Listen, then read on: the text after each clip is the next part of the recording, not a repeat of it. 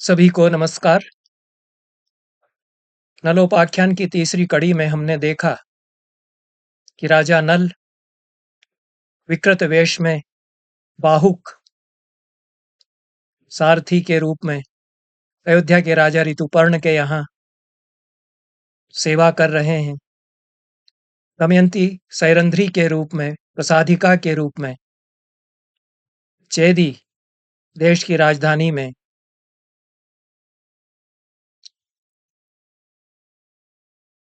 सेवा कर रही है। विदर्भ देश के राजा भीम, जो दमयंती के पिता हैं, उनके भेजे हुए ब्राह्मण सर्वत्र नल और दमयंती की खोज करते हुए घूमते हैं और सुदेव नाम का ब्राह्मण चेदी देश में पहुंचता है। राजप्रासाद में जाकर दमयंती को देख लेता है, पहचान लेता है, दमयंती के पास जाकर के उससे बात करता है। दमयंती जब सुनती है कि यह मेरे भाई का मित्र है,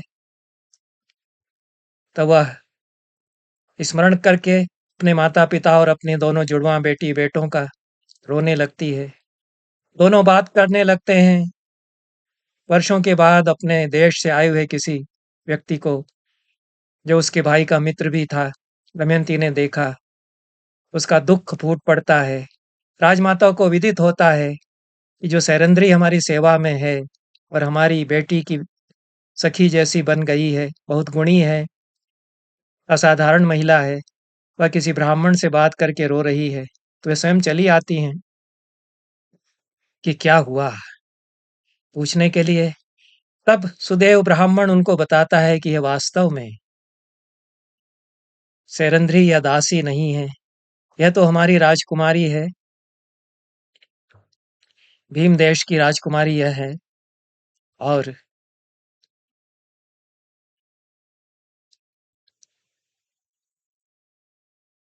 सारी कथा वह बताता है कि किस तरह से अपने पति से अलग हो गई हैं।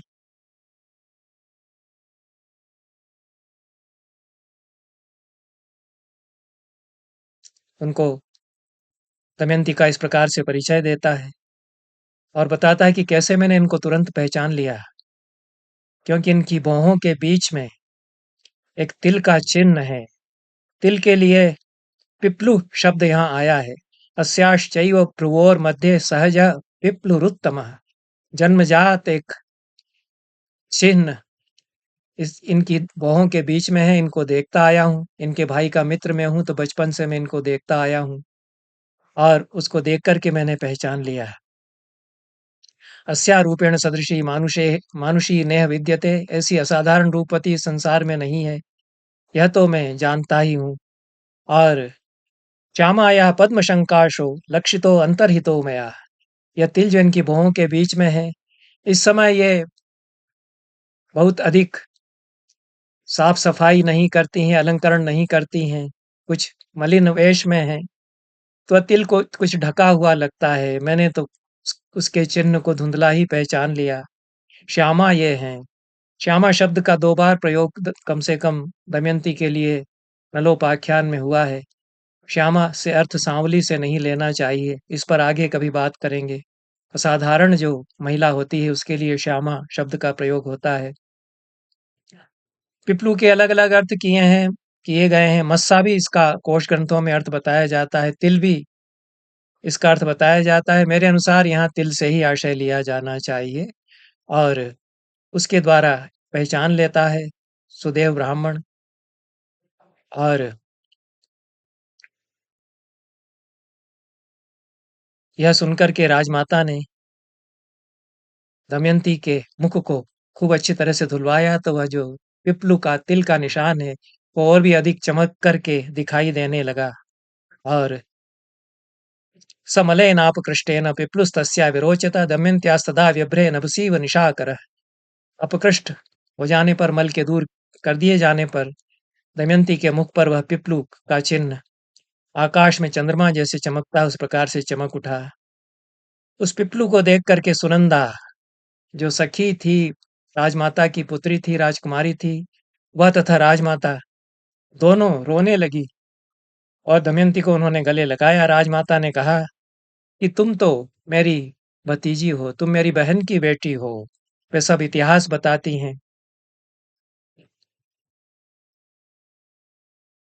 कि किस प्रकार से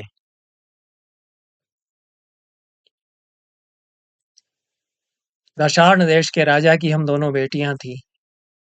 दशार्ण देश के राजा सुदाम उनकी हम दोनों बेटियां थी, तुम्हारी माँ और मैं। दशार्ण देश बुंदेलखंड है और यह चेदी देश उसके कुछ उत्तर में प्राचीन काल में था। प्राचीन बुंदेलखंड और बघेलखंड लगभग ये दोनों यहाँ पर दशार्ण और चेदी देश के नाम से बताए गए हैं। और वो बताती है दमयंती को कि बेटी तेरा तो जन्म दशार्ण देश में पिता के घर में ही हुआ है। हमारे पिता के घर में ही तेरी माता ने, मेरी बहन ने तुझे जन्म दिया। तो मैं तो तुझे बचपन से देखती ही आ रही हूँ। मैं भी पहचानती हूँ कि यह चिन्ह तेरे भौहों के बीच में है, तिल का निशान।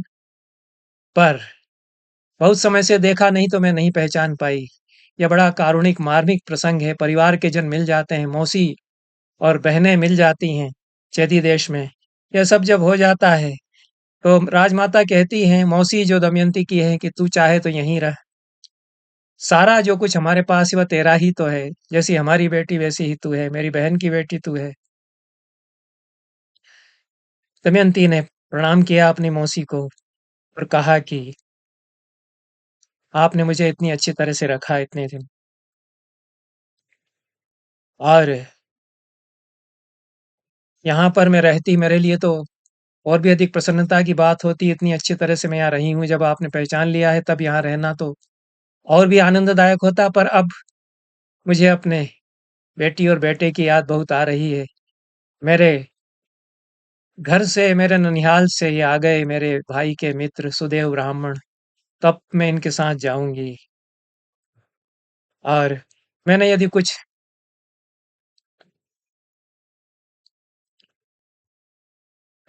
मेरा यदि कुछ आप प्रिय करना चाहती हैं तो मेरे लिए रथ ऐसा दे दें कि मैं तुरंत पहुंच सकूं अपने देश विदर्भ देश में। तब राजमाता ने एक अच्छी बड़ी सेना के साथ अपने पुत्र की अनुमति प्राप्त करके, राजा की अनुमति प्राप्त करके, चेदी नरेश की अनुमति प्राप्त करके दमयंती को वहां से विदा दी। और दमयंती का बहुत सत्कार हुआ। सर्वान् कुशलिनो दृष्ट्वा बान्धवान् दारकौचतौ मातरं पितरं चैव सर्वं चैव सखीजनम् देवताः पूजयामास ब्राह्मणाश्च यशस्विनी। इस प्रकार से विदर्भ पहुंच गई दमयंती। अपने बेटी और बेटे को देखा, दोनों कुशल थे। अपनी माँ को, अपने पिता को देखा। फिर उसने वहां पहुंचकर देवताओं की पूजा की, ब्राह्मणों का सत्कार किया और सहस्रों गायें राजा भीम ने दमयंती के आने की प्रसन्नता में ब्राह्मणों को दान में दी। ग्राम के ग्राम दान में दे दिए। उस रात को जब पहुंची थी दमयंती सुबह चल करके संध्या काल में, तो रात भर तो वहां रही। फिर उसने अपनी माँ से कहा कि मैं तो आ गई। यह 17वां, यह सर्ग 66वां पुणे संस्करण का समाप्त होता है। 67वें सर्ग में दमयंती ने कहा कि मैं तो आपके पास लौट आई, पर आप चाहती हैं कि मैं जीवित रहूं, तो मैं शपथ खाकर कहती हूँ कि मेरे पति राजा नल को, अपने दामाद को बुलाने का यत्न करो, वो मिल जाए ऐसा यत्न करो। उसकी बात सुनकर के उसकी माँ रोने लगी और कुछ कह नहीं पाई कि क्या करूं। बाकी सब लोग दमयंती और माँ को रोते हुए देख करके दुखी हुए। हाहाकार मच गया अंतपुर में। राजमाता दमयंती की माता अपने पति भीम के पास गई और उन्होंने कहा कि दमयंती आ तो गई, पर बहुत ही दुखी है, क्योंकि नल नहीं है, हमारे जामाता नहीं मिल पाए। और उसने सारी लाज छोड़ कर के मुझसे कह दिया कि किसी तरह मेरे पति को बुलाओ। तब आप अपने दासों को, फौजियों को फिर से भेजिए कि पुण्य श्लोक राजा नल जहाँ भी हों खोजे जा सकें। तब राजा ने फिर से ब्राह्मणों को भेजा सारी दिशाओं में, सारे भारत में, कि नल को जाकर के खोजो। और दमयंती ने जो ब्राह्मण जा रहे थे उनको बुलाया यहाँ दमयंती की जो परम बुद्धिमत्ता है, स्त्री की जो सोच है, समझ है, जिसके आधार पर वासुदेव शरण अग्रवाल प्रज्ञावाद का दर्शन महाभारत का दर्शन है यह कहते हैं, तो सबसे बड़ी प्रज्ञावादिनी तो फिर दमयंती हुई, क्योंकि उनकी जैसी प्रज्ञा है वैसी कम पात्रों में देखने को मिलती है। उन्होंने तो विदुर को बड़ा प्रज्ञावादी कहा, श्री कृष्ण को भी कहा, पर दमयंती को सबसे पहले कहना चाहिए था। ये जो कठिन परिस्थितियों में अपनी प्रज्ञा अपनी बुद्धि को संभाल करके और उचित निर्णय कैसे लिया जाएगा, उसका उदाहरण दमयंती बनती है। उसने उन सारे ब्राह्मणों से कहा कि जहाँ-जहाँ आप जाएँ, जिस राजसभा में आप जाएँ, जहाँ भी जाएँ, गलियों चौराहों में, राजसभाओं में, ये गाथाएँ, ये श्लोक आप सुनाइए। जन संसद में, राजसभाओं में गाथाएँ, श्लोक क्या हैं कि क्वनु त्वं कितवत् छित्त्वा वस्त्रार्धं प्रस्थितो मम उत्सृज्य विपिने सुप्ताम् अनुरक्ताम् प्रियाम् प्रिय। हे प्रिय है कपटी। किताब जुआ खेलने वाले के लिए भी आता है, कपटी के लिए भी आता है, दोनों अर्थों में है। कितने सधे हुए शब्दों का प्रयोग किया है इस श्लोक में दमयंती ने। हे किताब, हे प्रिय, मेरे आधे कपड़े को फाड़ करके विपिन में अनुरक्ता प्रिया को मेरे नहीं है, सर्वनाम नहीं है, अपनी प्रिया के आधे वस्त्र फाड़ करके और विपिन में उसको जंगल में उसको अकेली छोड़ करके तुम कहाँ चले गए? सावै यथा समादिष्टा तत्रास्ते त्वत्प्रतीक्षिणी।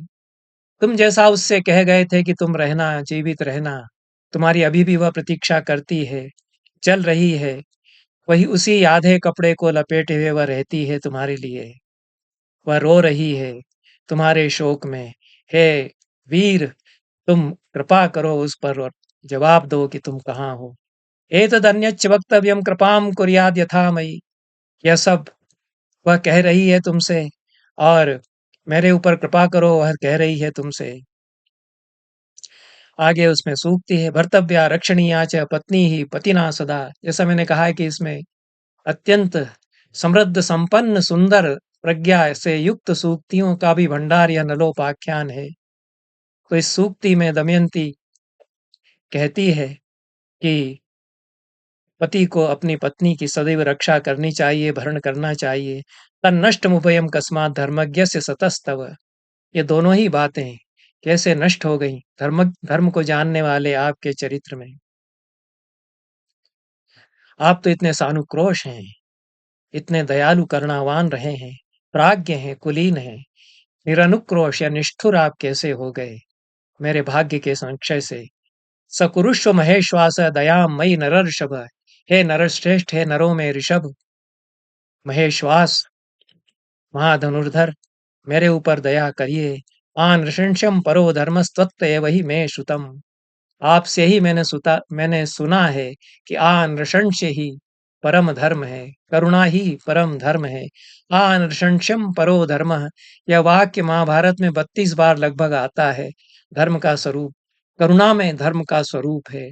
महाभारत उसी करुणा का भी काव्य है, क्योंकि धर्म का यह सबसे बड़ा शास्त्र हमारी परंपरा में है। इतनी गाथाएं दमयंती ने उन ब्राह्मणों को सुनाई कि याद कर लीजिए, जहां जहां जाए इन गाथाओं को सुनाइए, और इन गाथाओं को सुनकर के कोई यदि उत्तर दे, तब उस व्यक्ति को जो कोई उत्तर बोल पड़े, तब उस व्यक्ति को अच्छी तरह पहचानिए, उससे बात कीजिए, उससे जो बात हो मुझे आकर के बताइए, ऐसा। और जितनी जल्दी से जल्दी हो सके मुझे आकर के बताइए। जो व्यक्ति उत्तर दे इन गाथाओं को सुनकर के, वह जैसा भी हो, समृद्ध हो, संपन्न हो, निर्धन हो, जिस रूप में हो, वह क्या चाहता है, क्या कहता है, उसका सब हाल मुझे बताइए। दमयंती ने ऐसा कहा तो सारे ब्राह्मण चल पड़े दिशाओं दिशाओं में। ते पुराणी सराष्ट्राणि ग्रामान घोषांस तथा श्रमान अन्वेषंतो नलम राजन। अधिजगमुर द्विजातय, वे द्विजातीय ब्राह्मण नगरों में, राष्ट्रों में, गांवों में, पल्लियों में, ग्वालों की बस्तियों में, छोटे गांवों में, आश्रमों में नल की खोज करते हुए और दमयंती की उन गाथाओं को, उन वचनों को सुनाते हुए सारे देश में घूमते रहे। 67वां सर्ग पुण्य पत्तन संस्करण का समीक्षित पाठ का यहाँ समाप्त होता है। 69वां सत्र 69वां अध्याय गीता प्रेस गोरखपुर के संस्करण में यह है। 2 अध्याय मिला दिए हैं गीता प्रेस गोरखपुर के संस्करण में, इसलिए 69वें अध्याय में गीता प्रेस गोरखपुर में 50 श्लोक हैं, जबकि तत्त स्थानीय 67वें अध्याय में पुण्यपत्तन के संस्करण में 22 ही श्लोक हैं। 68वें अध्याय पर आते हैं, जो कि 70वां अध्याय है गीता प्रेस गोरखपुर के संस्करण में। इतनी कथा युधिष्ठिर को सुनाते हुए बृहदश्व कहते हैं कि बहुत समय बाद उन ब्राह्मणों में से जो नल को खोजते हुए चले थे, प्रणाद नाम का एक ब्राह्मण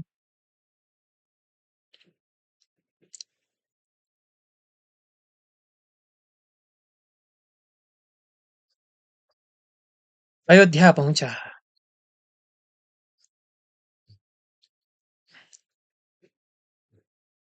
और उसने दमयंती को आकर बताया कि मैं अयोध्या के राजा ऋतुपर्ण की सभा में गया। मैंने जो आपने गाथाएं बताई थी मैं सुनाई। उनको सुनकर के ऋतुपर्ण तो कुछ भी नहीं बोले। उनको लगा कि कोई ब्राह्मण कवि आया हुआ है, कोई श्लोक सुना रहा है, तो उन्होंने उस गाथाओं का कोई उत्तर नहीं दिया। कोई पारिषद उनकी सभा में जो लोग बैठे थे, उन्होंने भी कोई उत्तर नहीं दिया। राजा ने मुझे विदा दी। तब कोई उनका एक सूत जो सुन रहा था मुझे बोलते हुए, जब मैं निकला तो मुझे हाथ पकड़कर एकांत में ले गया। बाहुक उसका नाम है, राजा ऋतुपर्ण का वह सारथी है। विरूप है उसके हाथ बहुत छोटे-छोटे हैं, कुरूप है। और उसके बारे में मैंने सब पता किया तो पता चला कि वो बहुत तेजी से रथ चला सकता है और भोजन पकाने में अद्भुत उसका कौशल है। मृष्टकर्ता च भोजने शीघ्र याने सुकुशलो कुशलो ऐसा है। तब यह परणाद ब्राह्मण बताता है दमयंती को कि उसने क्या किया मुझसे। उसने भी ये गाथाएं सुनी जब मैं बता रहा था राजसभा में। सविनिश्चस्य बहुशो रुदित्वा च मुहुर्मुहु। मुझको हाथ पकड़ करके वह ले गया,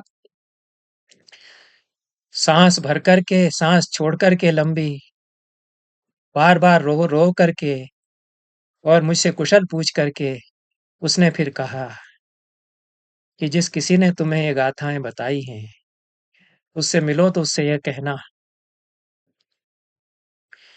वैषम्यमपि संप्राप्ता। नल ये तो समझ गए कि दमयंती के सिवा और कौन ये श्लोक कह सकता है, पर उन्होंने कहा नहीं कि मैं पहचान गया कि दमयंती की ये गाथाएं हैं, तो जिसने भी तुमसे ये गाथाएं बताई हो उससे ये कहना। उन्होंने कहा वैषम्यमपि संप्राप्ता गोपायन्ति कुलस्त्रियः। बहुत विकट विषम परिस्थिति में पड़ करके भी जो कुल वधुएं होती हैं, वे उस सारी विपत्ति को अपने भीतर झेल लेती हैं, गुप्त बना करके रख लेती हैं। मेरे पति ने ऐसा ऐसा कह दिया, ऐसा ऐसा किया, ऐसा वे कभी दूसरों को नहीं बताती हैं। ये महाभारत का एक बड़ा मर्म भी है। महाभारत में कई मर्मस्थल हैं, तो कुल वधुओं के लिए ये सबसे बड़ा मर्म है।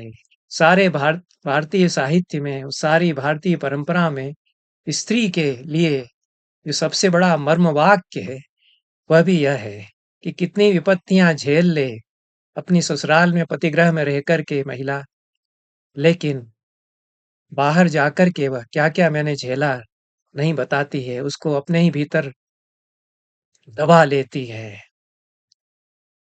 नल को यही आशा थी कि कैसी स्थिति में मैं दमयंती को छोड़ आया,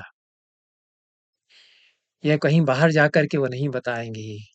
यह कैसा कुकृत्य मैंने कर दिया, क्रूर कार्य मैंने कर दिया, दमयंती उसको नहीं कहेगी बाहर जाकर के। और विषम स्थिति में अपने आप को संभाले रहती हैं कुल वधुएं, कुलीन नारियां। परिवार पर कितना ही बड़ा संकट आए वे ही संभालती हैं। यह भी मर्म इसका है। आत्मानमात्मना, अपने आप को अपने आप से वे संभाले रहती हैं। सत्योजित स्वर्गान संशय है, ऐसी जो सती स्त्रियां हैं स्वर्ग वे जीत लेती हैं, इसमें कोई संदेह नहीं। यह श्लोक है इस अध्याय का 8वां। रहिता भर्तृभिश्चैव न क्रुध्यन्ति कदाचन। पति से रहित होकर के वे क्रोध नहीं करती हैं अपने पतियों पर। प्राणयात्रां परिप्रेप्सो शकुनैर्हतवाससः आदिभिर्दह्यमानस्य श्यामा न क्रोद्धुमर्हति।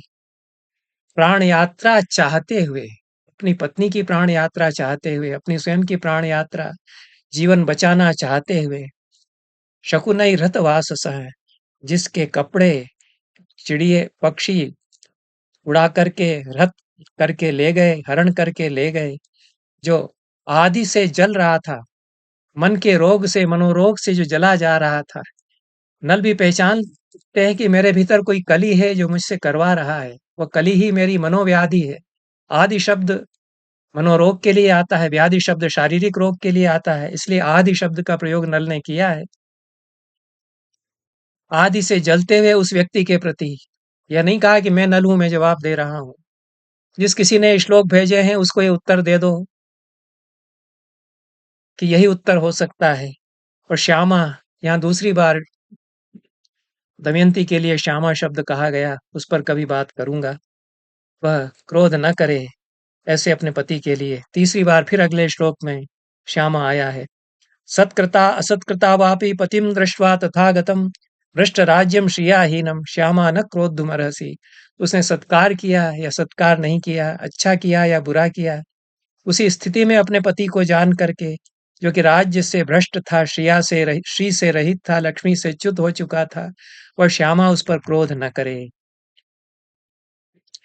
इतना संदेश उस बाहुक का प्रहलाद ने सुनाया दमयंती को। सुनकर दमयंती की आंखें आंसुओं से भर गईं, आंसू भर भरा कर उसकी आंखों से गिरने लगे और तत्काल वह अपनी माँ के पास गई। वो एकांत में माँ को बुला करके कहने लगी कि हे माँ, मेरे और तुम्हारे बीच में ही यह बात रहे। कितनी त्वरित निर्णय दमयंती लेती है, इतनी कुशाग्र बुद्धि वाली महिला ढूंढे नहीं मिलेगी। तत्काल वह निर्णय ले लेती कि अब मुझे क्या करना है। पता चल गया कि बाहुक जो है नल हो सकता है। भले ये कह रहा है कि कुरूप है, उसकी छोटी भुजाएं हैं, पर ऐसा तो और कोई नहीं कहेगा। तो माँ से कहती है कि मेरे और तुम्हारे बीच में रहस्य की बात रहेगी। और सुदेव जो पहले जा चुका है अयोध्या, उसको भेजो फिर से एक बार। मेरे पिता बिल्कुल न जाने, राजा भीम, वो मेरा प्रिय करना चाहती हो तो इसको गुप्त रख करके यह कार्य कराओ कि सुदेव को बुलवाओ, मैं उसको भेजूंगी एक बार अयोध्या। सुदेव को बुलाकर बुलवाया गया। दमयंती ने उसको खूब अच्छी तरह से समझाया, उसको खूब धन दिया। प्रहलाद ब्राह्मण जो अयोध्या से भावुक से मिलकर के आया, उसको भी खूब धन संपदा दे करके सम्मान किया और कहा कि तुमने मुझे बहुत अच्छा संदेश दिया है। नल यदि मिल जाएंगे तो उसके बाद फिर और भी मैं तुम्हें धन दूंगी। यह सुदेव जो ब्राह्मण है, बहुत अच्छी तरह से जानता है दमयंती को, दमयंती के भाई का मित्र है, परिवार में साथ रहा है। उसको विश्वास में लेकर के और उससे दमयंती ने कहा कि अयोध्यावासी राजा ऋतुपर्ण के पास चले जाओ और उनसे कहो कि दमयंती दूसरा स्वयंवर कर रही है। नल का कोई पता नहीं जो उसके पति थे। अब उसने छोड़ दिया, भुला दिया राजा नल को, बहुत समय हो गया, नल का कोई पता नहीं। तो वह स्वयंवर करेगी दूसरा। सारे देश में राजा भीम के भेजे हुए ब्राह्मण घूम रहे हैं, सुनाते हुए यह संदेश कि दमयंती का स्वयंवर हो रहा है, आप आइए। मुझे आते आते देर हो गई, कल ही स्वयंवर है, तो आप तत्काल प्रस्थान यहाँ से कर दीजिए यदि दमयंती के स्वयंवर में आपको उपस्थित होना है समय पर। ऐसा संदेश राजा ऋतुपर्ण से देना। सुदेव ब्राह्मण चला गया, अयोध्या पहुंचा। उसने राजा ऋतुपर्ण से यह संदेश सुनाया और 68वां सर्ग, 68वां अध्याय समाप्त हुआ। पुण्यपत्तन समीक्षित पाठ संस्करण का, जो कि गीता पाठ संस्करण में, गीता प्रेस गोरखपुर के संस्करण में 70वां अध्याय है। दोनों ही संस्करणों में 24 ही श्लोक हैं। 68वां पुण्यपत्तन में और 70वां गीता प्रेस में। 69वां अध्याय है समीक्षित पाठ संस्करण में तुपर्ण ऋतुपर्ण राजा अयोध्या के उनके पास सुदेव पहुंचा और उसने संदेश किया। सुनते ही ऋतुपर्ण ने बाहुक जो सारथी था, जो कि वास्तव में राजा नल हैं, उनको बुलाया, क्योंकि ऋतुपर्ण जान चुके थे कि चेरी देश से, जो कि बुंदेलखंड है या बघेलखंड है, बुंदेलखंड के कुछ ऊपर, उससे दक्षिण में विदर्भ में पहुंचना, कुंडिनपुरी में पहुंचना, यह कितना कठिन, कितना लगभग असंभव है। और ये बाहुक पहुंचा सकता है कि आज चलें तो अगले दिन पहुंचा दे, ऐसा 12-15 घंटे में यह पहुंचा दे, ऐसा यही कर सकता है, जो लगभग 1500 किलोमीटर की दूरी हो सकती है। तो उसको बुला करके उसने कहा कि हे बाहुक, विदर्भ देश जाना चाहता हूं, दमयंती का स्वयंवर है और कल स्वयंवर है, एक दिन के अंदर मुझे पहुंचा दो, क्या ऐसा तुम कर सकोगे? बाहुक के ऊपर क्या बीती होगी। राजा ऋतुपर्ण ने बुलाकर कह दिया कि दमयंती का स्वयंवर है। पर बाहुक ने कहा, नल जो कि है वास्तव में, उसके भीतर उसके ऊपर क्या गुजरी, इसका बड़ा मार्मिक वर्णन है यहाँ पर, कि ऐसा क्यों कर रही है दमयंती, इतना बड़ा दुख क्या उसके ऊपर आ पड़ा, झेल नहीं पाई मेरे विरह का दुख, मुझे मेरे बिना, क्या इतनी निराश हो गई कि वह दूसरा स्वयंवर रचने का सोच रही है, रच रही है? अथवा क्या मुझे खोजने के लिए यह उपाय उसने किया होगा? ऐसी ऊहापोह नल के भीतर चल पड़ी। उन्होंने कहा कि और क्या करती, मैंने भी तो ऐसा क्षुद्र कार्य किया दमयंती के साथ, कोई भी स्त्री यही करेगी, कर सकती है, ऐसी स्थिति में मैं छोड़ करके आया था उसको, ऐसा कौन करेगा? यह भी वे सोचते हैं। नल कितने कारुणिक हैं और क्या-क्या उनके कोमल हृदय में बातें आती हैं, यह सब महाभारत में यहाँ बताया। फिर सोचते हैं कि स्त्रियों का तो स्वभाव ही कुछ चंचल होता है, ऐसा सोच लिया, तय कर लिया दमयंती ने, तो हो सकता है मेरा भी ऐसा दारुण दोष है और स्त्रियों की चंचल बुद्धि है। तो ऐसा विचार उसके मन में आ गया कि दूसरा स्वयंवर करूं तो यह हो सकता है कि सत्य हो। जो भी बात हो, अब तो ये राजा कह रहे हैं कि चल पड़ो विदर्भ देश की ओर, तो वहां जाकर के ही पता चलेगा, तो चलते हैं। उसने कहा कि ठीक है। दीन मन से, कितने दुखी स्वर में बाहुक ने कहा कि ठीक है। हाथ जोड़कर उसने कहा कि ठीक है, आप कह रहे हैं तो चल पड़ेंगे और मैं आपको कल पहुंचा दूंगा, एक दिन के अंदर, विदर्भ नगरी। पर घोड़े जो आपकी यशोशाला के सबसे योग्य होंगे इस कार्य के लिए, उनकी परीक्षा करके 4 घोड़ों का चयन मैं करूंगा। राजा ने कहा कि ठीक है, तुम अपने हिसाब से जो अच्छे घोड़े तेज भागने वाले हों, उनको चुन लो। राजा नल ने ऐसे घोड़े चुने जो कि एकदम मरियल लग रहे थे, हड्डियां हड्डियां उनकी निकल रही थी, एकदम दुबले थे।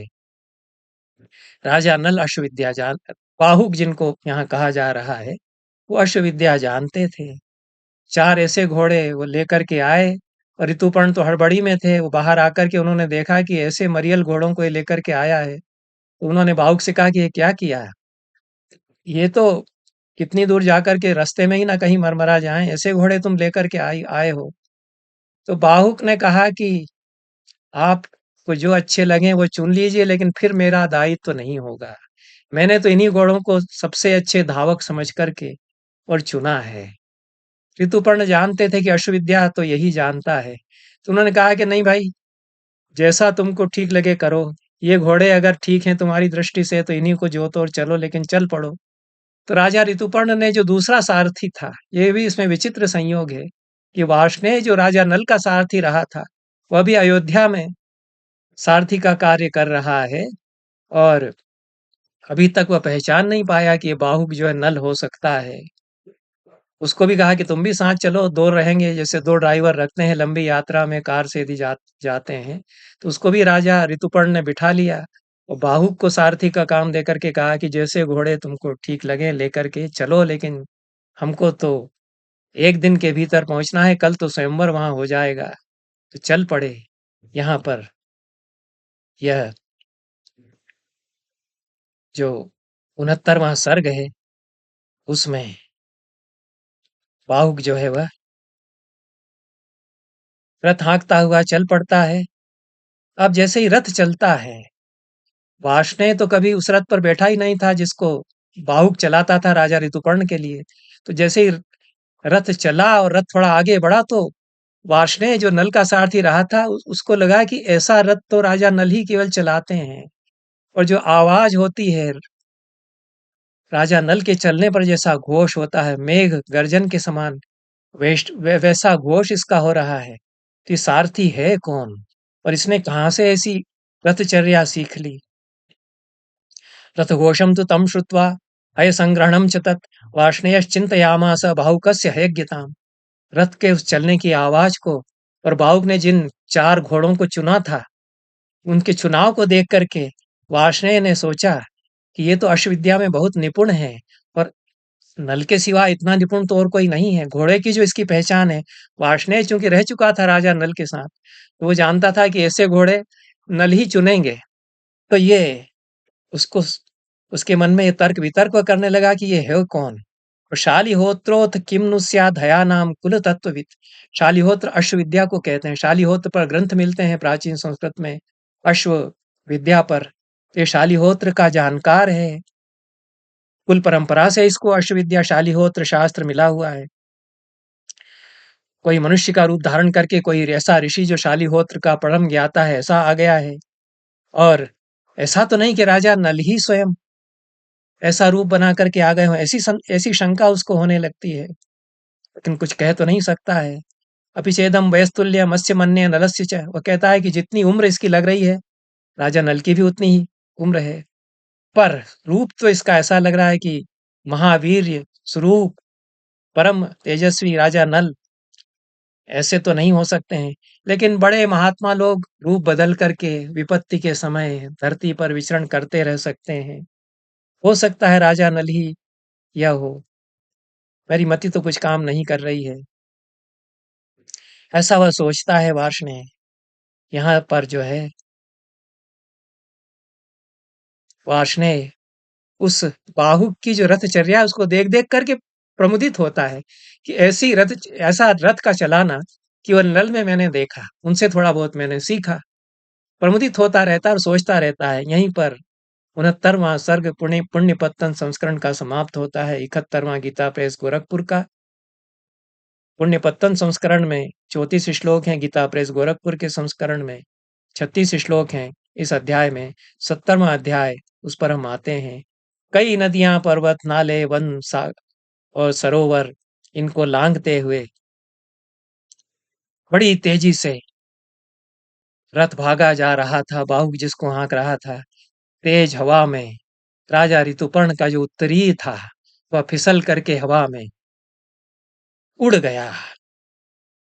और चिल्ला करके ऋतुपर्ण ने कहा कि रथ को रोको, मेरा उत्तरी जो है वह उड़ गया है। और ये वार्ष्णेय, तुम एक क्षण के लिए रथ रोको, ये वार्ष्णेय दौड़ करके उसको उठा लाएगा। बाहुक ने कहा कि जब आपका उत्तरी गिरा था, उस जगह जहां आपका उत्तरी उड़ करके गिरा है, वहां से हम 1 योजन आगे आ चुके। 1 योजन 8 किलोमीटर के लगभग, 4 कोस का 1 योजन होता है।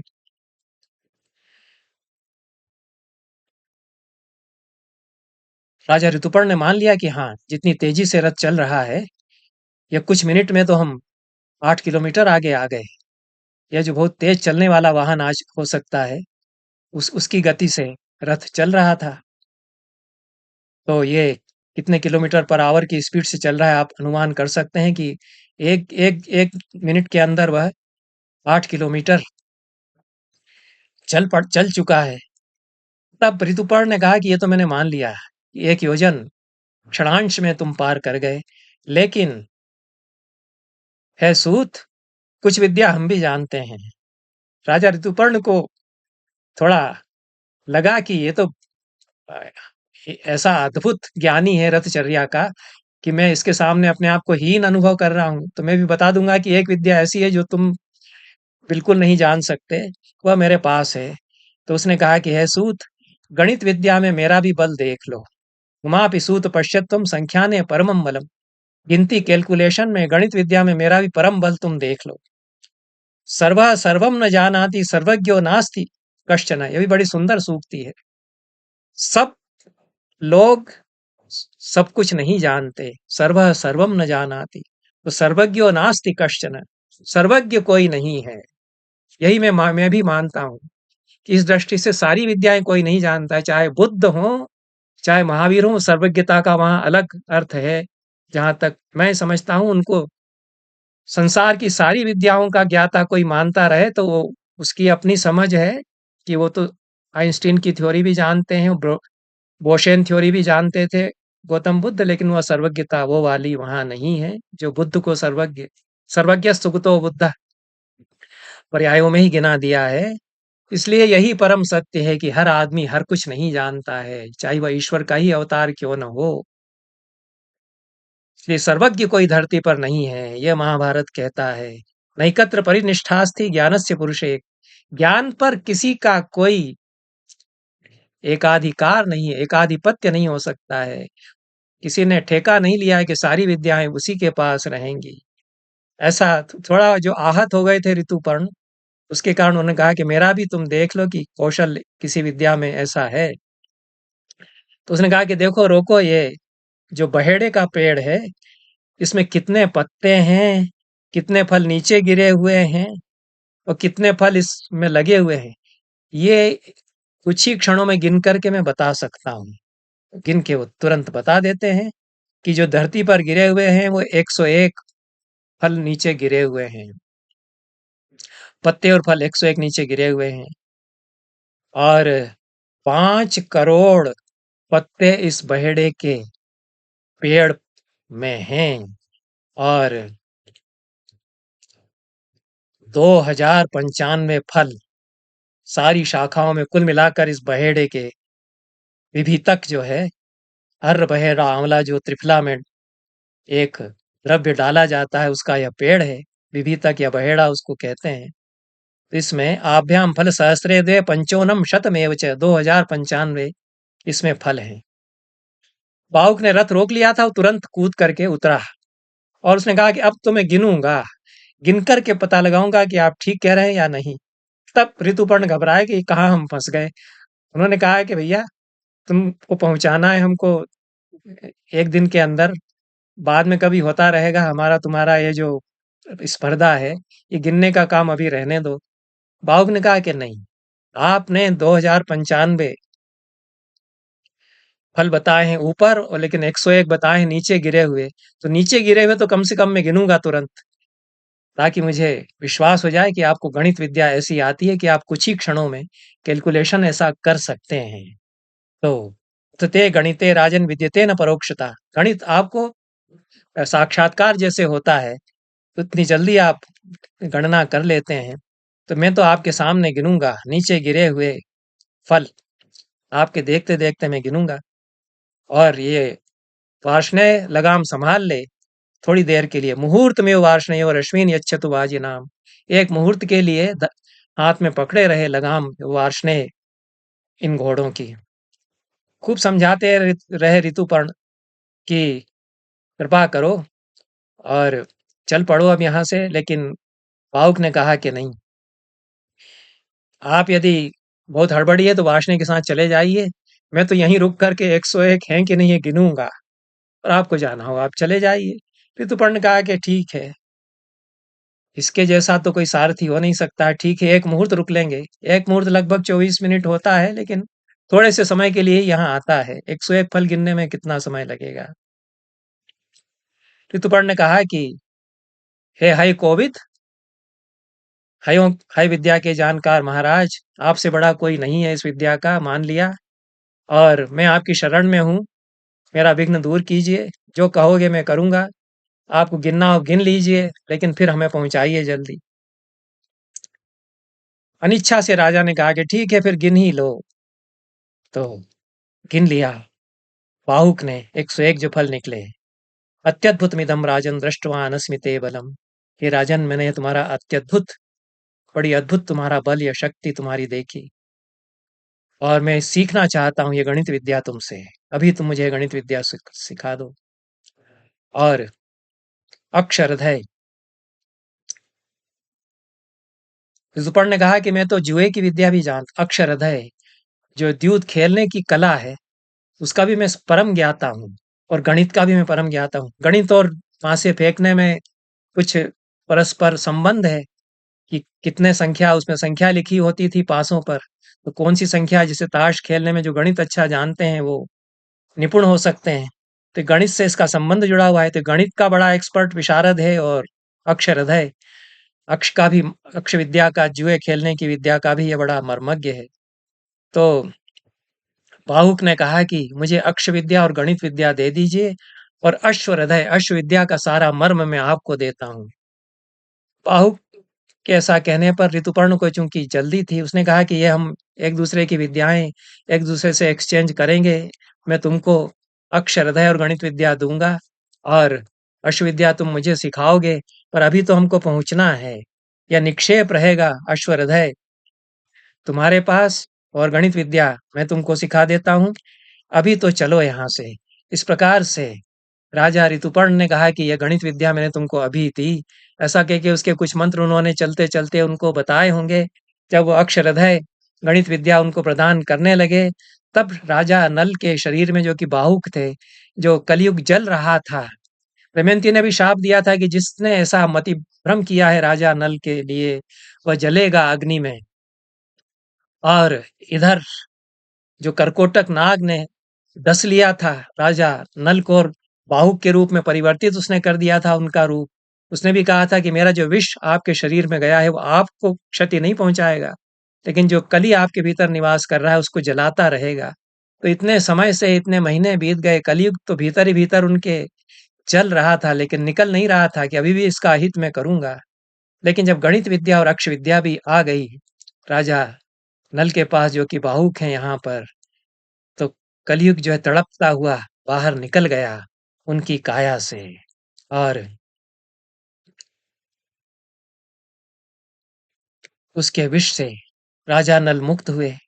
राजा नल ने देखा कि मेरी देह से यह सूक्ष्म जीव कोई निकला है, पहचान लिया कि यह कलयुग है, उसको शाप देने लगे। तब कलयुग कांपता हुआ, ये सब सूक्ष्म लोक में कुछ घटित होता है, क्योंकि ऋतुपर्ण को, वार्ष्णेय को ये सब पता नहीं चला। राजा नल पुण्य श्लोक थे, उन्होंने देखा कि ये जो दुर्भावना, इविल स्पिरिट्स मेरे भीतर थी, ये गणित विद्या, अक्ष विद्या जानते ही बाहर निकल गई है, और उसको शाप देने लगते हैं कि जो भी दुरात्मा, बुरी आत्मा यह थी, इसको मैं शाप दे दूंगा। तो उसने कांपते हुए हाथ जोड़ करके उनसे कहा कि इंद्रसेन की, आपके बेटे की जो माता है, उसने तो पहले ही मुझे शाप दिया, उससे मैं जल रहा था इतने समय आपकी काया में रहते हुए, बहुत दुखी में रहा आपके भीतर, और नागराज के विष से भी मैं जलता रहा हूँ इतने समय तक। अब मुझे, मैं निकल आया बाहर, आप मुझे दंड नहीं देंगे, तो आप सदैव पुण्य श्लोक के रूप में आपकी कीर्ति गाई जाती रहेगी, और जो आपकी कीर्ति गाएंगे उनको कलयुग का भय नहीं रहेगा, यह मैं आपको वचन देता हूँ। जब राजा नल से कलयुग ने ऐसा कहा, तो उन्होंने उसको छोड़ दिया, मुक्त किया। इसलिए कलयुग में नलोपाख्यान सुनाते रहना चाहिए, कलयुग का भय निकल जाएगा। इस प्रकार से कलयुग और राजा नल के बीच में यह जो कुछ घटित हुआ, उसको ऋतुपर्ण और वार्ष्णेय जो उसी रथ में चल रहे थे, उन्होंने तो नहीं देखा।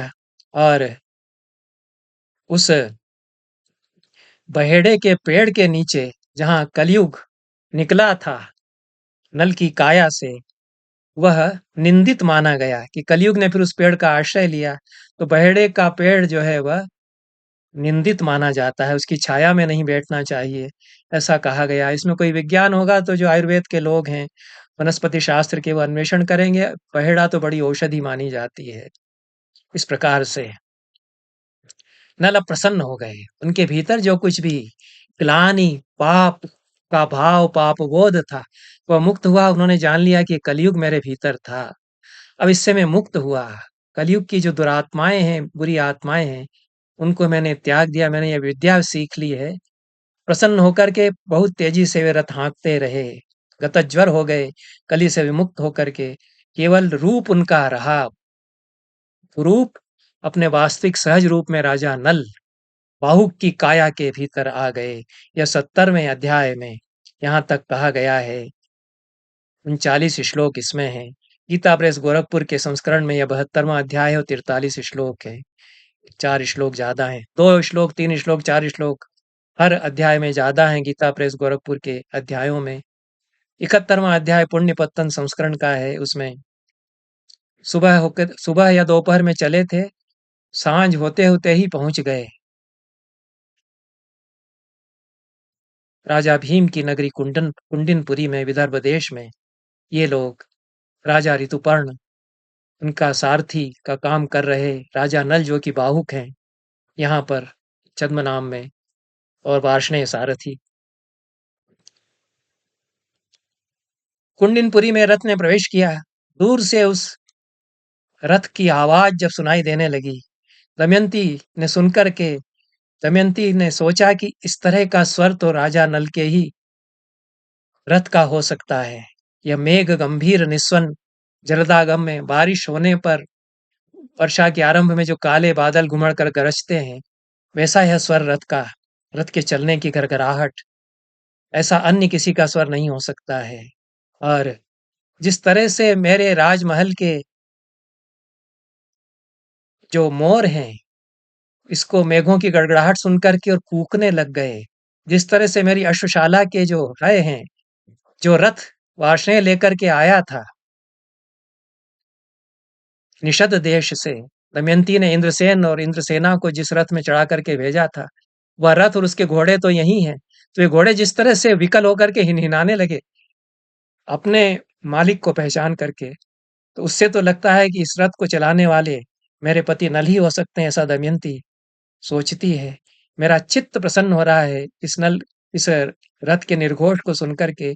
आज यदि मैं अपने प्रिय नल को नहीं देखूंगी तो मैं प्राण छोड़ दूंगी। आज मैं यदि उनकी बाहों में नहीं समा जाऊंगी तो मैं मर जाऊंगी, ऐसा कहती है। प्रेम है यह। यदि वै तस्य वीरस्य बाहोर्नाद्याम्यह मंतरम प्रविशामि सुख स्पर्शम विनशिष्याम्य संशयम। उनकी बाहों में यदि आज उन्होंने भर करके मुझे अपनी बाहों में नहीं ले लिया तो मैं समझो कि आज मर ही गई, ऐसा वह सोचती है। इत्यादि इत्यादि वचन है दमयंती के। सिंह विक्रम मत्त वारण वारण राजेंद्र राजा नल आज मुझे नहीं दिख गए तो मैं नहीं रहूंगी जिंदा, ऐसा कहती है। मैंने कुछ भी बुरा नहीं किया कभी उनके साथ, कभी किसी के साथ, मैंने कभी किसी के साथ बुरा नहीं किया, तो क्यों नहीं मैं वापस पाऊंगी अपने पति को। ऐसा है, कैसे वो मुझे छोड़ करके चले गए थे। उनकी याद करते करते मेरा हृदय फटा रहता है, विदीर्ण होता रहता है। ऐसा वह कहने लगती है, अपने आप से मूर्छित सी हो जाती है। इधर वह रथ प्रवेश करता है, र- राजा ऋतुपर्ण का राजमहल तक पहुंच जाता है। वार्ष्णेय जो सारथी वह उतरता है, बाहुक भी उतरते हैं। वे अश्वशाला की ओर ले जा करके बाहुक, जो राजा भीम की अश्वशाला होगी, उसको ले जा करके और जैसा पार्क किया जाता है उस तरह से रथ को वे वहां लगा देते हैं, बाहुक और वार्ष्णेय दोनों। इधर राजा ऋतुपर्ण राजा भीम से मिलने पहुंचते हैं। उनको लगता है कि स्वयंवर तो आरंभ हो गया होगा, लेकिन देखते हैं कि यहाँ तो सन्नाटा है, तो भीम से मिलने के लिए पहुंच जाते हैं और राजा भीम को कहते हैं कि मैं अयोध्या का राजा ऋतुपर्ण आया हूँ। और भीम उनको देख करके थोड़े चकरा जाते हैं कि अयोध्या से इतनी दूर ये कैसे आए। ऋतुपर्ण भी समझ जाते हैं कि कोई न कोई रहस्य की बात है, तो वे यह नहीं कहते कि आप जो स्वयंवर करा रहे हैं उसके लिए मैं आया हूँ। ये ऋतुपर्ण की बड़ी समझदारी है। राजा थे तो उनमें इतनी बुद्धि थी कि यहाँ कुछ भी नहीं है तो अभी हमको कुछ नहीं कहना चाहिए कि हम तो स्वयंवर के लिए आए थे, कहीं न कोई कुछ न कुछ रहस्य है, तो अभी हम इनसे कुछ नहीं कहेंगे। उन्होंने कहा कि पूछा भीम ने कि कैसे आए, सब कुशल है? तो राजा ऋतुपर्ण ने कहा कि बस आपके दर्शन करने के लिए आ गए, दर्शन करके चले जाएँगे, इतना उन्होंने कहा तो राजा भीम भी कुछ विस्मित हुए कि हमारे दर्शन करने के लिए इतनी दूर से केवल आ गए, ऐसा कोई इनसे हमारा परिचय भी नहीं है। लेकिन उन्होंने स्वागत-सत्कार किया, ठहराया, उनका सब प्रबंध किया। राजा ऋतुपर्ण की यह बुद्धिमानी है यहाँ पर कि कोई अशोभन स्थिति नहीं हुई, नहीं तो वो कह देते कि स्वयंवर के लिए आए थे, यहाँ तो कुछ भी तैयारी नहीं है, आपने ऐसा धोखा क्यों किया हमारे साथ में? ऐसा कुछ उन्होंने नहीं किया, कोई असमंजस अशोभन की स्थिति नहीं उत्पन्न हुई यहाँ पर। और इस प्रकार से ऋतुपर्ण तो जहाँ उनको अच्छे भवन में ठहरना था वहाँ उनको भेज दिया गया। और ये लोग अश्वशाला में बाहुक जो वास्तव में राजा नल हैं और वार्ष्णेय जो उनका सारथी कभी रहा था, ये दोनों अश्वशाला में जाकर के रुके, रथशाला में, और अश्वों की परिचर्या बाहुक करने लगे। दमयंती ने तो पहचान लिया कि वार्ष्णेय सारथी जो हमारा सारथी रहा है वह तो आ गया यहाँ, लेकिन जो रथ हाँक करके लाया है वो कहाँ है? ये जो बाहुक है ये तो नल नहीं है, और ऐसा रथ तो नल ही हाँक सकते हैं। तो बड़े चक्कर में पड़ जाती है, मतिभ्रम उसको होता है। हो सकता है कि वार्ष्णेय ही हाँक के लाया हो, क्योंकि नल के साथ वह चलाता रहा है, उसी तरह से हाँकना वो सीख गया हो। तो वार्ष्णेय वार्ष्णेय ही रथ हाँक करके लाया हो। राजा ऋतुपर्ण भी अच्छे सारथी हो सकते हैं। तो कैसे अयोध्या से महाराष्ट्र में, विदर्भ देश में, इतने घंटों में, इतने कम समय में चल कर के आ गया रथ? नल के सिवाय ऐसा और कोई नहीं कर सकता, ऐसा सोच कर के मैंने यह किया था। तो ऐसा कैसे हो गया? तो इसको पता लगाना चाहिए। ऐसा उधेड़बुन में दमयंती रही 71वां सर्ग यहाँ समाप्त हुआ। पुण्यपत्तन संस्करण का जो कि 71वां अध्याय यहाँ समाप्त हुआ। पुण्य संस्करण का जो कि 73वां अध्याय है, गीता प्रेस गोरखपुर के संस्करण में 72वें अध्याय में दमयंती अपनी एक अत्यंत ही विश्वस्त दासी केशिनी को बुला करके कहती है, वार्ष्णेय को पहचान गई, ऋतुपर्ण को जान गई, रथ कौन ऐसा हाँक करके लाया कि कुछ घंटों में अयोध्या से कुंडिनपुर आ गई। अमरावती से भी 40 किलोमीटर जो पूर्व में है वहां पर रथ आ गया। तो उसको बाहुक पर संदेह होता है। जो वार्ष्णेय को संदेह होने लगा कि ऐसा तो नहीं कि राजा नल ही ऐसे रूप में, ऐसे वामन और कुरूप वेश में यहाँ पर आ गए हों। तो कैशिनी है, तुम जाकर है कैशिनी, तुम जाकर के ये जो रथ वाहक है, रथ चालक है, इसके बारे में पता करो। ये जो विकृत और छोटी भुजाओं वाला सारथी है, इससे बात करो। बहुत कोमल स्वर में बात करना, अच्छी तरह से बात करना, और उसके बारे में कुछ पता चले तो मुझे बताना, क्योंकि मुझे शंका है कि कहीं ये नल तो नहीं है। मेरे मन में बड़ी उथल-पुथल है।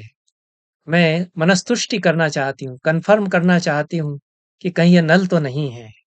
और परणाद ने, ब्राह्मण ने जो अयोध्या में सुनाए थे वचन कि तुम कैसे ऐसी स्थिति में मुझे छोड़ करके चले गए, वो गाथाएं, ऐसा तुमने क्यों किया? आधा कपड़ा पहने हुए ऐसी स्थिति में अपनी प्रिया को तुम छोड़ करके, वह तुम्हारी अभी भी प्रतीक्षा करती है। वही गाथाएं फिर से सुनाना उसके सामने, और वह जो फिर से जवाब दे उसको मुझे बताना। इस प्रकार से दमयंती जो बाहुक को अपने महल के मध्यम कक्षा से झरोके से अब तक देखती आ रही थी, कि पहचानने का प्रयास कर रही थी, वह वहां से देखती और यह दासी बाहुक के पास जाती है। बड़े सुंदर शब्दों में, मधुर शब्दों में उससे बात करती है कि आप कुशल हैं, कैसे हैं, कब आप चले थे और कब आप आ गए यहाँ। और हमारी जो मालकिन है भट्टिनी, दमयंती, कल्याणी, वह जानना चाहती हैं कि आपकी के कुशल तो है और कैसे आप आए, इत्यादि।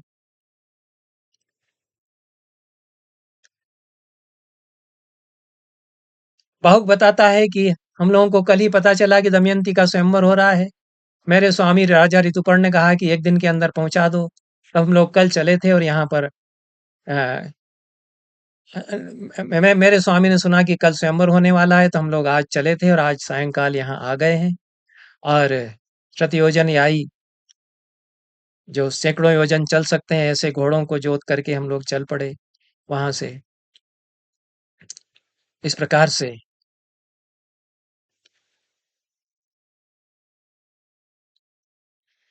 कैशिनी को जब बाहुक ने कहा, तो कैशिनी ने पूछा कि ये जो दूसरा सारथी आपके साथ है यह कौन है? तो बाहुक ने बताया कि ये वार्ष्णेय है, ये कभी राजा नल का सारथी रहा होगा, इस समय ये वहीं था राजा ऋतुपर्ण के सारथी के रूप में, तो उन्होंने इसको भी साथ ले लिया है, ऐसा वो बताता है। तो कैशिनी वार्ष्णेय से बात नहीं करती है, भावुक से ही पूछती है कि क्या ये वार्ष्णेय जानता है कि राजा नल कहाँ है, अगर ये राजा नल का सारथी रहा है। उसको हर तरह से परखने का प्रयास करती है, चूंकि ये भी बड़ी समझदार है, दमयंती की दासी है। तो भावुक कहता है कि इस वार्ष्णेय को क्या पता होगा, ये तो नल तो पता नहीं कहाँ चले गए थे और ये अयोध्या में कब से रह रहा है। ऐसा अशुभ कार्य उस नल ने किया है, ऐसा हमको पता चला, भावुक कह रहा है। और अपने दोनों पुत्रों को, पुत्रौ यहाँ पुत्रश्च पुत्री च, इस अर्थ में पुत्रौ द्वंद्व समास है। तो अपने यही वो पुत्रौ निक्षिप्य, यहाँ पर अपने बेटी और बेटे को उसने भेज दिया, अशुभकारी नल ने। और पता नहीं कहाँ वो गया होगा, वार्ष्णेय को क्या पता होगा। यहाँ पर है यशस्विनी, न तो वार्ष्णेय जानता है न और कोई जानता है कि राजा नल कहाँ है। पता नहीं कहाँ वो छिप कर के रह रहा है राजा नल। उसकी आत्मा जानती होगी, उसका अंतर्यामी जानता होगा, संसार में कोई नहीं जानता कि राजा नल कहाँ है। ऐसा भावुक इस दासी से कहता है, आत्मै वही नलम वेत्ति या चास्य तदनंतरा। इसकी जो, इसके भीतर जो अंतर्यामी है, इसका जो आत्मा है, वही जानता होगा नल का कि वो कहाँ है। और तब केशिनी उसको और कुरेदती है। वह कहती है कि परनाद नाम का ब्राह्मण अयोध्या में गया था, उसने हमारी स्वामिनी की गाथाएं कुछ सुनाई। नारी वाक्य हैं ये, तो आप जानते ही हैं कि किसी स्त्री ने ये कहे हैं श्लोक। कनुतम कितवत छित्वा, उसी वैसे के वैसे ही श्लोक सुना देती है कितव, है जुआरी और है कपटी, मेरा आधा वस्त्र काट करके तुम विपिन में अकेली मुझे छोड़ करके कहाँ चले गए, मैं अनुरक्ता तुम्हारी प्रिया तब से प्रतीक्षा कर रही हूँ, रो रो करके तुम्हारे लिए इस प्रकार से बेहाल हूँ, इत्यादि इत्यादि। इन गाथाओं को सुनकर के बाहु की आंखों में फिर से आंसू भर आए। किसी तरह अपने आप को जब्त करके और भर्राई हुई आवाज में, बाष्प संदिग्धया वाचा पुनरे वेदम अब्रवीत, भर्राए हुए स्वर में बाष्प संदिग्ध वचन वचन उसने कहे। जो बात वहीं कही थी उसने फिर कही, वैषम्यमपि संप्राप्ता गोपायन्ति कुलस्त्रिया, कितने ही विषम संकट में, विपत्ति में अपने ससुर के घर आ जाएं कुलीन वधुएं, उसको भी दबा लेती हैं अपने भीतर, उसके सारे दुख को। वही सूखती है वैसी की वैसी ही भावुक ने फिर से कह दी। 2-3 श्लोक हैं, उनको फिर मैं नहीं कहूँगा कि वह क्रोध न करे उस व्यक्ति के लिए जो उसे ऐसे ही छोड़ गया है। वह श्यामा उस पर क्रोध न करे, चिड़ियाएँ उसका वस्त्र उठा ले गई थी, उस पर वह क्रोध न करे, इत्यादि। ऐसा कहते-कहते बाहु अपने आँसू रोक नहीं सके और फूट-फूट करके रोने लगे। केशिनी दासी ने, दमयंती जो कहीं खिड़की से देख भी रही थी कि क्या हो रहा है, उसको जाकर के वैसा का वैसा ही बताया कि ऐसा-ऐसा हुआ है। तब दमयंती को और भी विश्वास होने लगा कि नल के सिवा और ऐसा कौन कह सकता है। उसने केशिनी से कहा कि और जाकर के परीक्षा करो। हड़बड़ी में कोई निर्णय नहीं लेना चाहती थी दमयंती, और उसको लगा कि यह छद्म रूप में राजा नल हो सकते हैं, लेकिन कैसे संपुष्टि प्राप्त करूं। तो उसको बताया कि इसको पानी मत देना, इस बाहुक को भोजन पकाने के लिए अग्नि मत देना, और ऋतुपर्ण का भोजन यही पकाएगा। तुम जो है कच्चा मांस और कच्चे सारी सामग्री ले जा करके इसके पास पहुंचा दो, इससे कहो भोजन बनाएगा, लेकिन चूल्हा जलाने जलाने के लिए अग्नि इसको मत देना, जल इसको मत देना, और सूत का काम भी यह करेगा क्योंकि यह तो बहुत अच्छा सूद है, कुक है, ऐसा बताया गया है। फिर यह जो करे हमको बताना। तो केशिनी ने वह सब व्यवस्था कराई और छिप कर के देखती रही कि क्या करता है। खाली घड़ा रख दिया, भोजन पकाने की कच्ची सामग्री सब रख दी, पशु मांस रख दिया वहां पर, और भी जो सामग्री अन्न आदि है वो कच्चे रख दिए कि राजा के लिए अब आप भोजन, अपना भोजन पकाइए, भोजन पका लीजिए। तो राजा नल जो कि भावुक हैं यहाँ, उन्होंने खड़े खाली घड़े को उठाया तो वो पानी से भर गया। तिनके थे, लकड़ियां थी सूखी चूल्हे में जलाने के लिए, उनको पकड़ करके चूल्हे में रखा तो वे सुलग गईं। इस प्रकार से वह केशिनी देखती रही, ये सब अद्भुत कुछ हो रहा है। इसको बहुत संक्षेप में मैं बता रहा हूँ, यह विस्तार से है इस सर्ग में, बहुत सुंदर यद्यपि यह प्रसंग है, क्योंकि देवताओं ने, अग्नि ने, वरुण ने राजा नल को वरदान दिए थे। वरुण ने कहा था कि जहाँ चाहोगे वहाँ पानी अपने आप आ जाएगा। अग्नि ने कहा था कि जहाँ स्मरण करोगे मेरा, अग्नि जल उठेगी। ये सारी विद्याएँ एक तरह से नल को अलौकिक रूप में प्राप्त हुई, उनसे आशय है। अग्नि उत्पन्न करने की विद्या, निर्जल स्थान में जल उत्पन्न करने की विद्या, इस प्रकार से। इसके बाद दमयंती को और भी लगा कि ऐसा और कौन कर सकता है नल के सिवा। तब अंतिम अस्त्र का प्रयोग उसने किया कि मेरे बेटी और बेटे को ले जा अब। ये सब भोजन-वोजन बनाते उसको देख लिया। उसने दमयंती ने कहा कि अब इंद्रसेन और इंद्रसेना को ले जा उसके सामने और उससे कहना कि बच्चे आपको देखना चाहते थे कि आप कहाँ से आए हैं, कैसे सारथी हैं। तो वो उन दोनों जुड़वां भाई-बहन को लेकर के गई। अब यह तो पाहुक के लिए जो कि नल हैं, बड़ा कारुणिक वृत्तांत है, अपने बेटी और बेटे को देखना ऐसी हालत में। तो रोने लगे। उस केशिनी दासी से उन्होंने कहा कि अब देखो, बार-बार तुम आ रही हो मेरे पास, तो अब तुम बार-बार मत आओ। लोग कुछ का कुछ सोचेंगे कि ये इस सारथी के पास क्यों जा रही है? इन बच्चों को भी ले जाओ, अब तुम मत आना। ऐसा बाहुक उससे कहते हैं।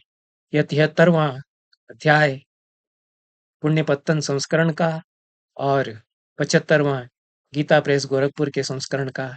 दोनों ही अध्यायों में, गीता प्रेस में तथा पुण्य पत्तन संस्करण में, श्लोक संख्या संयोग से यहाँ पर समान है, 28 श्लोक हैं।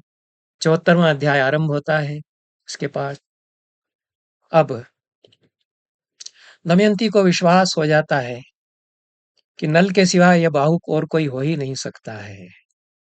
केवल रूप पर संदेह जाता है, लेकिन अब तो और कोई उपाय नहीं है कि मैं खुद चली जाऊं और पूछूं कि अब तो बता दो कि कौन हो। माँ को बुला करके कहती हैं कि माँ, पिता से मेरे लिए आज्ञा प्राप्त कर लीजिए कि मैं उस सारथी से मिलने जाऊंगी।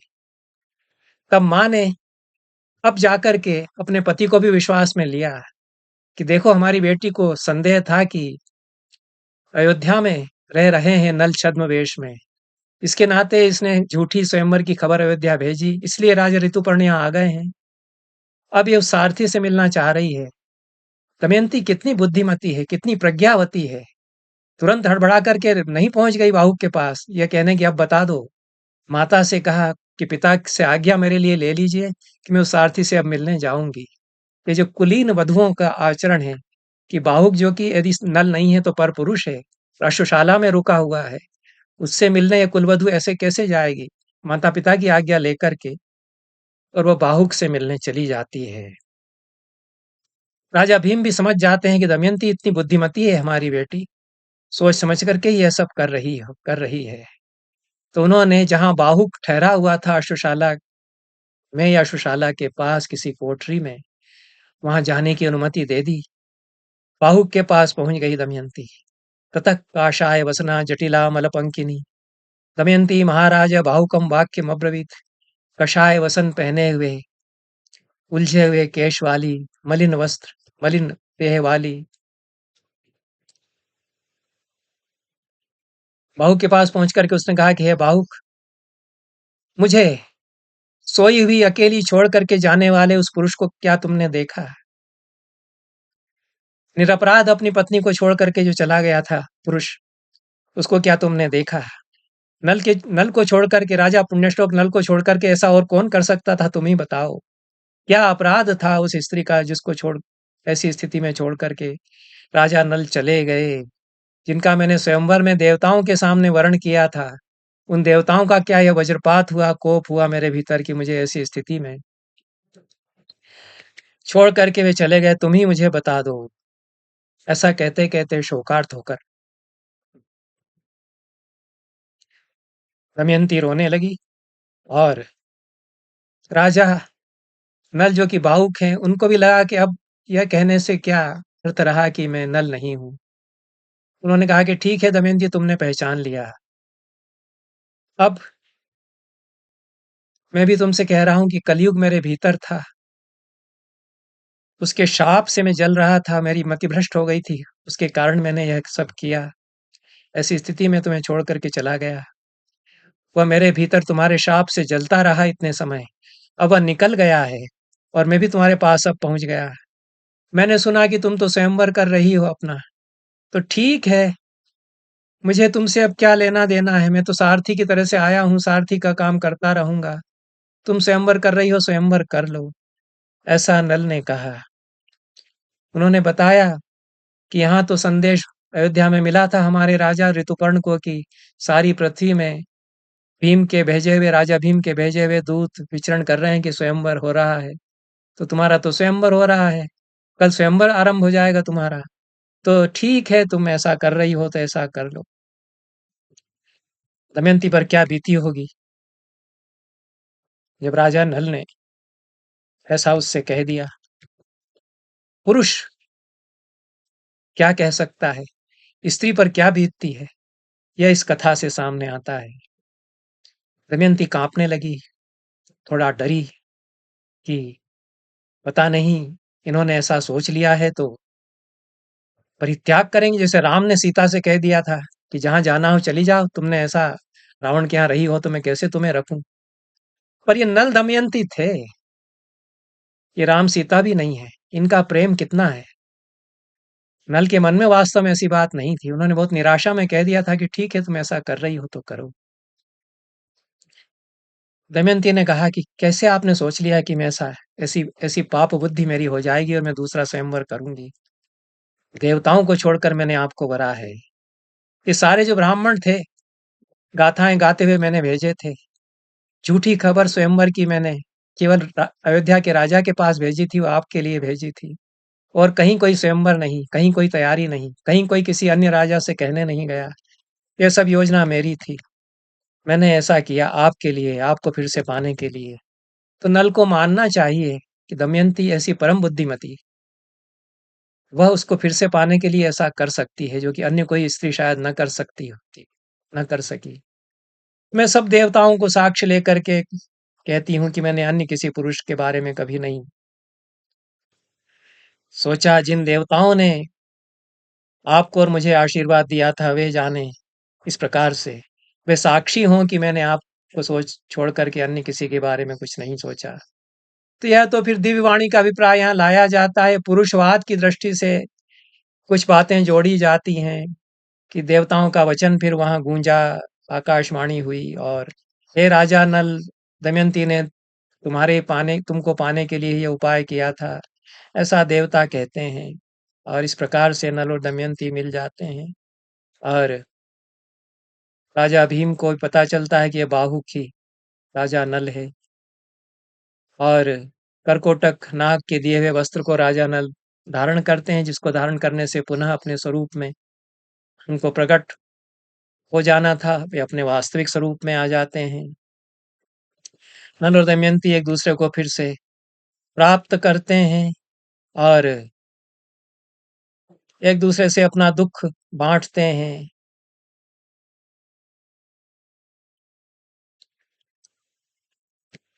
दिन उनके फिर जाते हैं। अगले दिन अपने ससुर और सास का अभिवादन करने जाते हैं राजा नल। भीम बहुत प्रसन्न होते हैं अपने बेटे की तरह, गले लगाते हैं राजा नल को और राजा नल कहते हैं कि मुझे अब अपने नगर जाने की आज्ञा दीजिए। नल और दमयंती के स्वागत में सारी कुंदनपुरी को सजाया जाता है। पूर्ववासी बहुत प्रसन्न होते हैं। इसका बहुत सुंदर वर्णन यहाँ पर है। ऋतुपर्ण को भी बताया जाता है कि आपको नाहक कष्ट हुआ। और ये तो राजा नल है वास्तव में, जो बाहुक है। नल को बाहुक को अपने वास्तविक स्वरूप में ऋतुपर्ण देखते हैं, चकित हो जाते हैं और वो कहते हैं कि हमसे कोई भूल हुई हो, आप जैसे महान राजा को जिनकी की इतनी कीर्ति गाई जाती है, इतने गुणी हैं, हमने दास की तरह रखा, हमारी चूक क्षमा कर दीजिएगा। नल ने भी कहा कि आपने इतनी अच्छी तरह मुझे रखा और मैं छद्मवेश में इतनी अच्छी तरह आपके साथ रहा। अब आप जो मुझे सिखाने वाले थे वो मैं प्राप्त करूं विद्या, मैं आपको अश्वचर्या सिखा देता हूं। इस प्रकार से दोनों ने एक दूसरे से अपनी विद्याओं का जो विनिमय है वो पूरी तरह से यहाँ आकर के किया। एक दूसरे से क्षमा प्रार्थनाएं की और ऋतुपर्ण अयोध्या नगरी वापस चले। नल कुछ सेना जो भीम ने उनके साथ कर दी उसको लेकर के वापस निषद देश पहुंचे, जो कि कुमाऊं प्रांत में कहीं था। और निषद नगरी वहां की राजधानी कही जाती थी। किसी ने पूछा कि वहां की राजधानी क्या थी। राजधानी का नाम तो मुझे इस नलोपाख्यान में नहीं मिला, लेकिन महाभारत कालीन भूगोल के अनुसार कुमाऊं प्रांत जहाँ है वहां निषद देश पहले था। वहां विदर्भ से चल करके वो फिर अपने उत्तरांचल में पहुंचे, लेकिन इस अकेले गए, दमयंती को नहीं लिया कि जब पूरी प्रतिष्ठा प्राप्त करके राज्य अपना वापस प्राप्त कर लूंगा तब दमयंती को लेने फिर से जाऊंगा। अभी तो कुछ सेना लेकर के और पुष्कर को फिर चुनौती दूंगा, उसके लिए चलता हूँ। तो वो वापस अपनी निषद नगरी पहुंचे, निषद देश पहुंचे। उन्होंने राजा पुष्कर, जो इस समय राजा हो गया था, उनका चचेरा भाई और कलयुग के कारण उसकी बुद्धि भ्रष्ट हो गई थी, उससे कहा कि आओ फिर से जुआ हो जाए। अब चूंकि द्यूत विद्या अक्षर हृदय प्राप्त था राजा नल को, तो इतने विश्वास में वो थे कि अब तो मेरे पासे मेरे वश में हैं। और उससे कहा कि सारा राज्य तुम्हारा एक और दमयंती एक और, हम फिर से जुआ खेलते हैं। पुष्कर को तो बड़ी प्रसन्नता हुई, इसको जुआ खेलना तो आता नहीं है, मुझे तो जुआ खेलना आता है। तो उन्होंने कहा कि ठीक है, मैं अपना सारा राज्य, गहने, धन दौलत, जितना जो कुछ मेरे पास है लगाता हूँ, और तुमने दमयंती लगा दी। अन्यथा वो नहीं खेलता, वो एक एक करके खेलते। तो नल के पास तो और कुछ था नहीं, तो इसलिए नल ने बुद्धिमानी पूर्वक यह कहा कि उसको ललचाने के लिए कि जुआ अब हो जाए। और पुष्कर की बुरी दृष्टि दमयंती पर थी, इसलिए फिर से तैयार हो गया। एक ही दाव में उसको चित्त कर दिया राजा नल ने। सारा राज्य, सारे गहने, सब कुछ पुष्कर हार गया और पैरों पर गिर पड़ा, क्षमा मांगी, उसकी भी बुद्धि वापस लौट आई। नल ने कहा कि मैं तुम्हें क्षमा करता हूँ, यह सब कलयुग ने कराया था। उसका फिर उन्होंने सत्कार किया। और इस प्रकार से राजा नल परमवीर भी हैं, तो उससे वे यह भी कहते हैं कि या तो जुआ खेल लो एक ही दाव वाला, या मुझसे युद्ध कर लो, दोनों में जो विजयी होगा वह सारे राज्य को प्राप्त करेगा। तो इस प्रकार से एक ही पण में नल ने पुष्कर को हरा दिया और उससे कहा कि हे नीच, दमयंती को पाने की चाह तेरे मन में आई तो आई कैसे? उसका नाम भी तूने अपनी जिह्वा पर लिया तो लिया कैसे? ये तेरा कार्य नहीं था जो तूने मुझे जीत लिया, ये तो कलयुग का कार्य था। लेकिन तू मेरा भाई है, तो वैसी ही प्रसन्नता प्रेम में तेरे ऊपर रखूंगा, भाईचारा में समाप्त नहीं करूंगा। सौभात्रम सौभ्रात्रम चैव में तत्तो न कदाचित प्रहास्यति। जो सौभ्रात्र है हमारे तुम्हारे बीच में, वो बना रहेगा। तुम जहाँ रहते हो वहां जा कर के रहो, 100 वर्ष तक तुम जियो, ऐसा सांत्वना उसको देते हैं। जन पुष्कर जो कि बहुत घबरा गया था। इस प्रकार से राजा नल फिर दमयंती को लेने जाते हैं, वापस लेकर के वापस आते हैं। बहुत दिनों तक धूमधाम से उत्सव मनाया जाता है कुंडिनपुरी में, विदर्भ देश में, और इधर निषदपुरी में, निषद देश में। और अपने दोनों बेटी बेटे को लेकर के निषद देश में आते हैं वापस राजा नल। फलश्रुति अंत में इसकी कही गई है, इतिहासमिमं चापि कलिनाशनमुच्यते, शक्यमाश्वासितुं श्रुत्वा तद्विधेन विशाम्पते। बृहदश्व ये सारा नलोपाख्यान सुना करके युधिष्ठिर से कहते हैं कि यह इतिहास, हमारी परंपरा में इसको इतिहास भी कहा जाता है, जो कि आधुनिक अर्थ में हिस्ट्री नहीं है। और ये हमारी जातीय धरोहर जो कथाओं की है, आख्यानों की, जो चली आ रही है और चलती रहेगी। नलोपाख्यान तो अजर अमर कथा है, चली आ रही है नल के समय से, और द्वापर युग में चली आ रही है, द्वापर युग में सुनाई जा रही है, कलयुग में बार बार सुनाई जा रही है, सुनाई जाती रहेगी। नलोपाख्यान पाठ्यक्रमों में भी पढ़ाया जाता रहा है, पढ़ाया जाना चाहिए। आजकल नहीं पढ़ाया जा रहा है तो दुर्भाग्य है। तो यह कलिनाशन है, यह इतिहास कलयुग के जो दुष्प्रभाव हैं उनको दूर करने वाला है। इसको सुनकर के हे युधिष्ठिर, तुम्हारे मन में ये जो बात है कि इतना दुःख किसी और ने नहीं झेला होगा जितना मैं झेल रहा हूँ। राजा नल ने तुमसे कई गुना ज़्यादा दुःख झेला, लेकिन ये उन्होंने नहीं किया कि अपनी पत्नी को भी दाँव पर लगा दें, जबकि कलयुग से आक्रांत थी उनकी अंतरात्मा उस समय। तुम तो कलयुग से आक्रांत भी नहीं थे। जुए के व्यसन से ही तुम ऐसे हो गए थे। ये सारे संकेत हैं, ये ब्रदर्शु ने नहीं कहा, ये तो मैं कह रहा हूँ। तो यह है, ये चेदम कथयिष्यन्ति नलस्य चरितम महत्। नल के इस महान चरित्र को जो कहेंगे, जो सुनेंगे, उनकी लक्ष्मी कभी नष्ट नहीं होगी। लक्ष्मी सदैव निवास करेगी उनके पास। अर्थ अर्थास्तस्योपपश्यन्ते धन्यताम च गमिष्यति। उसके पास अर्थ सदैव रहेगा, वह धन्य रहेगा। इत्यादि फलश्रुति इसकी बताई गई है कि पुराण इतिहास से प्राचीन काल से सुनाया जाता रहा है। जो इसको सुनेगा उसके पुत्र पौत्र धन धान्य समृद्धि सब होगी। यह जैसा विद्वज्जन बताते हैं, वासुदेव शरण अग्रवाल अग्रवाल आदि, कि महाभारत में इस तरह के जो उपाख्यान हैं जिनके अंत में फलश्रुति बताई गई है, ये स्वतंत्र रूप से पहले से गाए जाते रहे हैं, सुनाए जाते रहे हैं। और रोमहर्षण उग्रश्रवा आदि सूतों ने इनको फिर जो अपना महाभारत विस्तृत महाभारत बनाया, उसमें इनको संजो लिया, इनको इन्होंने संग्रहित कर लिया। सुखथनकर साहब कहते हैं कि हमको कृतज्ञ होना चाहिए इन सूतों का, जिन्होंने सहस्राब्दियों सहस्राब्दियों पुराने इन आख्यानों को, जो कि गाए जाते रहे हैं उनके समय से बहुत पहले से, उनको संजो करके यहाँ बचा लिया है। यह वैसा ही आख्यान है और उसी तरह की इसकी फलश्रुति भी है, क्योंकि पुण्यात्मा जनों के चरित्र सुनकर के पवित्र होती है आत्मा और कलयुग के दोष नष्ट होते हैं। पर मेरा इसमें कहना यही है, अभी भी यही कहना है जो आरंभ में मैंने कहा था, कि पुरुषों के द्वारा गाया जाता है, पुरुषों के द्वारा कथा बनाई जाती है, तो पुरुषों की दृष्टि से बनाई गई है।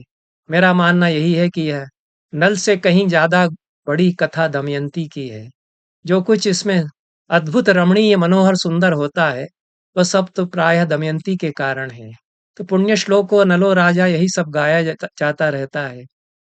पुण्य श्लोका दमयंती क्यों नहीं? दमयंती नहीं तो सब कुछ किया नल को फिर से पाने के लिए, नहीं तो वो वहीं पड़े रहते, सारथी का काम करते रहते।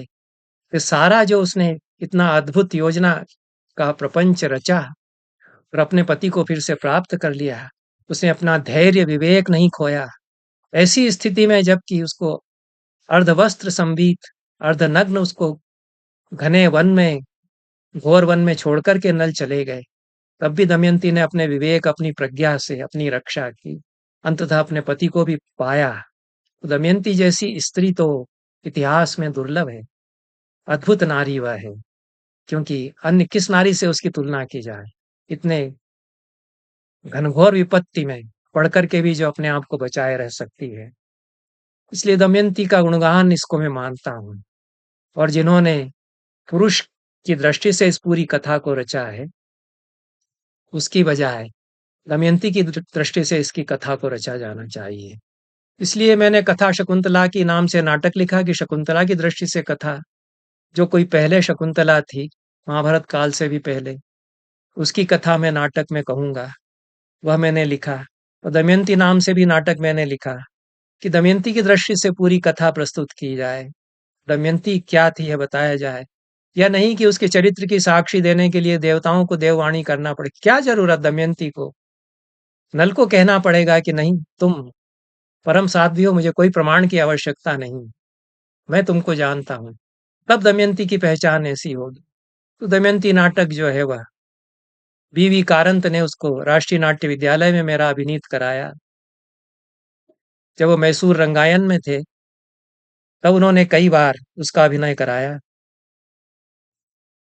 ऐसी यह कथा है दमयंती की, जिसकी लेखनी से निकल पड़े उसमें भी कुछ अच्छा बन सकता है। इन शब्दों के साथ नलोपाख्यान आज का यह मैं समाप्त करता हूँ। चार वक्तव्यों में यह समाप्त हुआ। जिन लोगों ने धैर्यपूर्वक यहाँ तक सुना है, उनको मैं नमन करता हूँ।